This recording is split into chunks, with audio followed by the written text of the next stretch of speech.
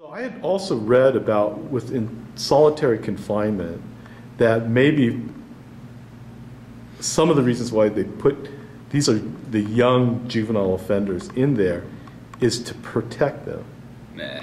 Is that true or No, that's not true. There's no actual protective custody in Colorado. And I mean, so let's say protect them from sexual predators. I mean, not really. And No. on top of that, the majority of the juveniles that came through learned, like I did early on, that the way to prevent that is to respond with immediate and serious violence. And which also puts you in CSP. Yeah. By the way, so you're going there one way or the other, but it's not crazy. For your protection. It's it's a retaliation, you know, or whatever. But I mean, I know that the sexual predators are looking out there, but and I know that they caught some. I know there's a couple of juveniles that got caught by that. But you know, if they ask for protection or whatever, they maybe get moved to a different facility. Okay. I don't know, but when I felt, they weren't worried about that at all, because they were moving juveniles in with known sexual predators. Really?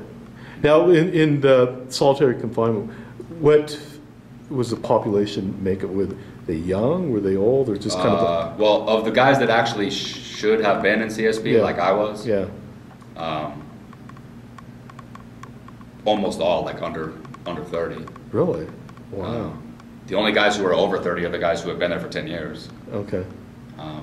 So what? As far as the crazy people, though, that runs the gamut. That's 18 to 60, and as far as the check-ins, that's any amount of somebody who can't make it. Yeah. Now they are changing. What caused the system to change? I mean, I think that there's a lot of people that that were not cool with it. Well, strangely enough, like Human Rights Watch actually did something on it and came away from it deciding that I'd say it was sweet, which is baffling to me. But then right after that, like I said, the Department of Justice came through and which I believe Hickenlooper ordered that. Okay. And they came through and really eviscerated it.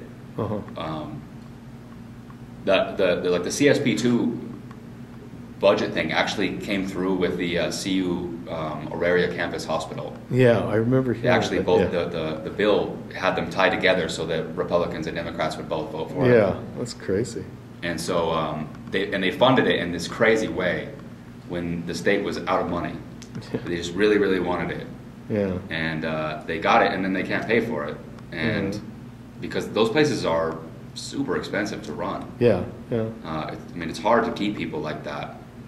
And you know, you need more staff to run it. You have to you have to pay them more because it's dangerous. Yeah. So